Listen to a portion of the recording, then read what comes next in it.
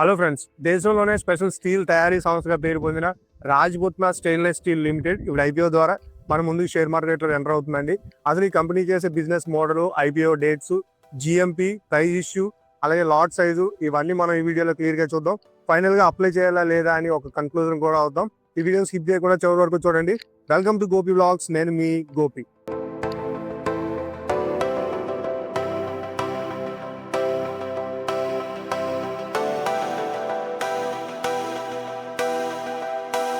First of all చిన్న disclaimer అండి, ఈ video education and information purpose మాత్రమే. ఇన్వెస్ట్ చేయమని లేదా చేయొద్దని అడ్వైజరీ అయితే కాదు.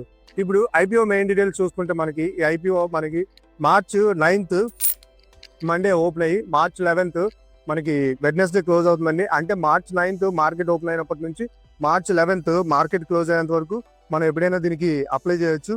మనకి allotment March 12th Thursday expect చేయొచ్చు. అలాగే 13th మనకి రిఫండ్స్ ఎక్స్పెక్ట్ చేయొచ్చు అండి. అలాగే March 16th మనకి 16th లిస్టింగ్ డేట్ గా ఇచ్చారు. ఇది బోత్ ఎన్ఎస్సి అండ్ బిఎస్సి రెండింటిలో కూడా లిస్ట్ అవుతుంది అనమాట.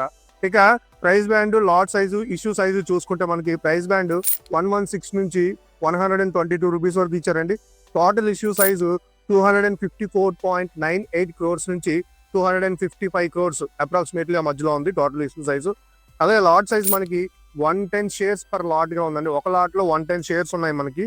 ఇక ఇందులో వీళ్ళు కలెక్ట్ చేస్తున్న టోటల్ ఇష్యూ సైజు 255 crores ఏవైతే ఉన్నాయో అందులో ఫ్రెష్ ఇష్యూ ప్లస్ ఓఎఫ్ఎస్ రెండు కూడా ఉన్నాయి. వీళ్ళు మనకి ఫ్రెష్ ఇష్యూ 179 crores తీసుకుంటే ఓఎఫ్ఎస్ 76 crores గా తీసుకున్నారండి. మనకి తెలిసిందే కదా, ఫ్రెష్ ఇష్యూ ద్వారా కంపెనీకి ఏ మనీ అయితే వస్తుందో ఆ మనీని మాత్రమే కంపెనీ డెవలప్మెంట్ కి యూజ్ చేస్తారు. ఓఎఫ్ఎస్ ద్వారా వచ్చిన మనీ ఏదైతే ఉందో అది ఆల్రెడీ ఇన్వెస్ట్ చేసిన ఇన్వెస్టర్స్ ఎవరైతే ఉన్నారో వాళ్ళు బయటకు వెళ్ళడానికి యూజ్ చేసే మనీ అనమాట. సో ఫ్రెష్ ఇష్యూని మనం కంపెనీ గ్రోత్ కి కన్సిడర్ చేసుకుంటాం. అలాగే ఇప్పుడు రిజర్వేషన్ కోటా చూసుకుంటే మనకి ఈ ఐపీఓలో క్యూఐబి ఎప్పటిలాగానే 50% ఉందండి. ఎన్ఐఏ ఆర్ హెచ్ఎన్ఐ మనకి 15% ఉందండి, 15. ఇక రిటైల్ కోటా వచ్చేసరికి మనకి 35% ఇచ్చారు. అంటే మనకి కాంపిటీషన్ చాలా డీసెంట్ ఉంటుందండి. మరి హెవీ కాంపిటీషన్ అయితే ఉండదు, బట్ డిమాండ్ పెరిగితే మాత్రం మనం కాంపిటీషన్ ని ఎక్స్పెక్ట్ చేయొచ్చు అనమాట.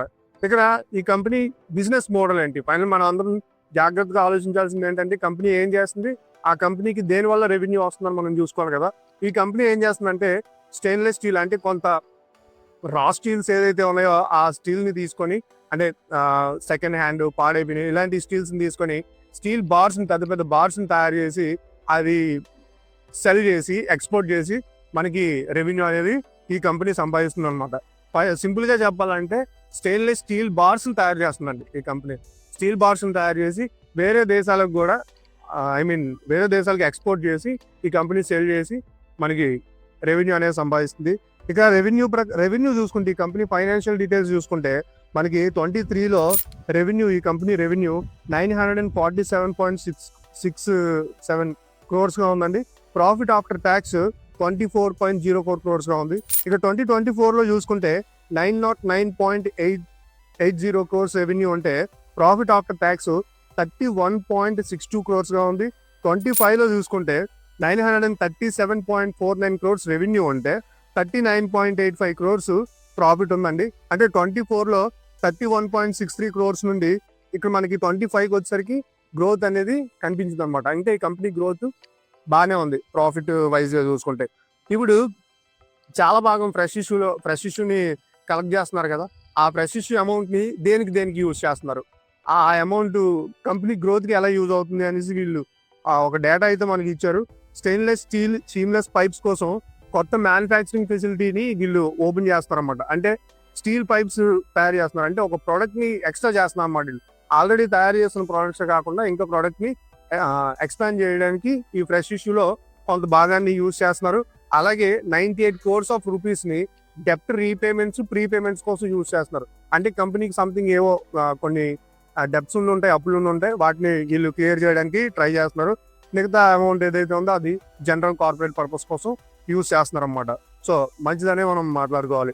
మినిమం ఎంత ఇన్వెస్ట్ చేయాలి, మనం ఇప్పుడు ఈ ఐపీఓకి అప్లై చేయాలంటే ఎంత అమౌంట్ మనం ఇన్వెస్ట్ చేయాలి మనం మినిమం చూసుకుంటే ఇప్పుడు ప్రైస్ అప్పర్ బ్యాండ్ మనం చూసుకుంటే 122 రూపీస్ అనుకున్నాం కదండి. మొత్తం లాట్ లో 110 షేర్స్ ఉన్నాయి.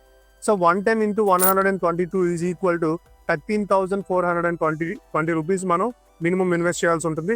అలాగే మనం సెబీ రూల్స్ ప్రకారం 2 lakhs వరకు మనం ఇన్వెస్ట్ చేయొచ్చు, నో ప్రాబ్లం అనమాట. ఇప్పుడు అందరికీ ఇష్టమైన topic GMP, favourite topic GMP. నేను చూసిన దాని ప్రకారం అంటే కొన్ని వెబ్సైట్స్ వీటి ప్రకారం జిఎంపి ప్రస్తుతానికి అయితే ₹0 ఉందండి. మన అందరికీ తెలిసిందే కదా, జిఎంపి మీద డెసిషన్ డిసైడ్ అయ్యి, ఐ మీన్ జిఎంపి మీద డిపెండ్ అయ్యి మనం డెసిషన్ అయితే తీసుకోవడానికి లేదు. జిఎంపి అనేది ఒక సెంటిమెంట్ గా మాత్రమే తీసుకోవాలి. చివరి నిమిషంలో జిఎంపి అనేది చేంజ్ అయ్యే ఛాన్సెస్ ఉన్నాయి. సో ఇంతకీ ఈ కంపెనీలో అప్లై చేయడానికి, ఈ కంపెనీ ఐపీఓలో అప్లై చేయడానికి, ఇన్వెస్ట్ చేయడానికి ఏమైనా పాజిటివ్ పాయింట్స్ ఉన్నాయా? ఎస్, కొన్ని పాజిటివ్ పాయింట్స్ ఉన్నాయండి. అందులో మొదటి పాజిటివ్ పాయింట్ ఏంటంటే ఈ కంపెనీ బిజినెస్ థీమ్. ఈ కంపెనీ బిజినెస్ థీమ్ ఏంటి, మనకి స్టెయిన్లెస్ స్టీల్స్ బార్స్ తయారు చేసి ఎక్స్పోర్ట్ చేయడం. ఎక్స్పోర్టింగ్ లో మనకి వేరే దేశాల్లో స్టీల్ యూజ్ చేయడం అవన్నీ ఉంటాయి కాబట్టి ఆ రెవెన్యూ బాగానే వస్తుంది. కంపెనీ గ్రోత్ కూడా మనం ఇక్కడ ఈ మోడల్లో మనం ఎక్స్పెక్ట్ చేయొచ్చు. అలాగే నెక్స్ట్ ఫ్రెష్ ఇష్యూలో వీళ్ళు ఒక మెయిన్ ప్రోడక్ట్ ని ఇంకో ప్రోడక్ట్ ని అంటే పైప్స్ ని యాడ్ చేస్తున్నారు. సో కంపెనీ గ్రోత్ ఇక్కడ కూడా మనం చూడవచ్చు అనమాట. అండ్ ఫైనల్ గా 25లో ప్రాఫిటబిలిటీ అనేది ఉంది. 24 నుంచి 25కి వచ్చేసరికి మనకి ప్రాఫిటబిలిటీ పెరిగింది. కాబట్టి 26లో కూడా మనం ఎక్స్పెక్ట్ చేయొచ్చు, 27లో కూడా మనం ఎక్స్పెక్ట్ చేయొచ్చు. అలాగే రిస్క్ ఫ్యాక్టర్స్ ఏమైనా ఉన్నాయా? ఈ ఐపీఓలో అప్లై చేయడానికి కొన్ని రిస్క్ ఫ్యాక్టర్స్ కూడా ఉన్నాయండి. ఆ రిస్క్ ఫ్యాక్టర్స్ లో ఫస్ట్ ఆఫ్ ఆల్ మన అందరికీ తెలిసిందే జిఎంపి ప్రస్తుతానికి అయితే 0 ఉంది. సో 0 జిఎంపి ఉంది కాబట్టి చాలా మంది ఆలోచించే ఛాన్సెస్ అయితే ఉన్నాయి. ఇది మొదటి రిస్క్ ఫ్యాక్టర్.